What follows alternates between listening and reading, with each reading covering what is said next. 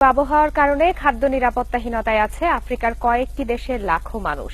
খরার পর বন্যার কবলে পড়েছে জিম্বাবুয়ে। তীব্র খরায় বিপর্যস্ত সোমালিয়ার অর্ধেক জনগোষ্ঠী। কেনিয়া ও নাইজেরিয়ার বেশ কিছু অঞ্চলেও চলছে খরা। অঞ্চলটির 1,40,00,000 মানুষ অনাহারের ঝুঁকিতে আছে বলে সম্প্রতি হুঁশিয়ার করে জাতিসংঘ।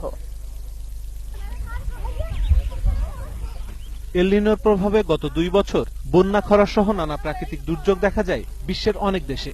প্রকৃতির বিরূপ আচরণ থেকে এখনো বেরিয়ে আসতে পারেনি আফ্রিকার পূর্ব ও দক্ষিণাঞ্চল।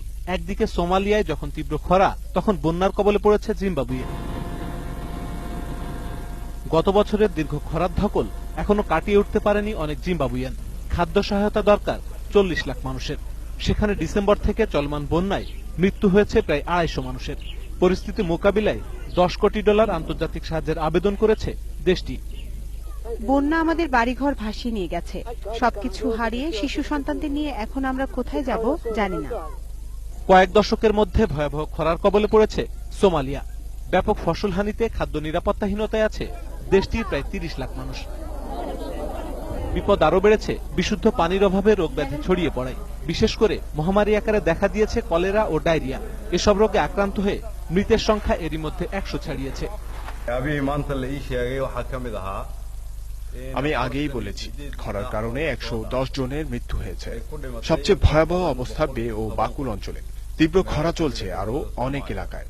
এই খরার প্রভাব পড়েছে দেশের অর্ধেক জনগোষ্ঠীর।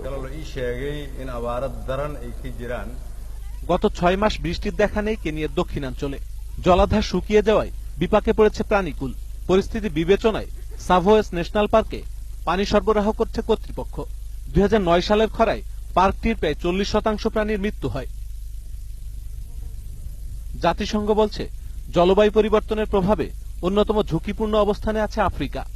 অবশ্য চলমান খাদ্য সংকটের জন্য অঞ্চলটির বেশ কিছু দেশের সন্ত্রাস ও রাজনৈতিক অস্থিতিশীলতাকেও দায়ী করা হচ্ছে। কাজী আশিক রহমান, ইন্ডিপেন্ডেন্ট নিউজ।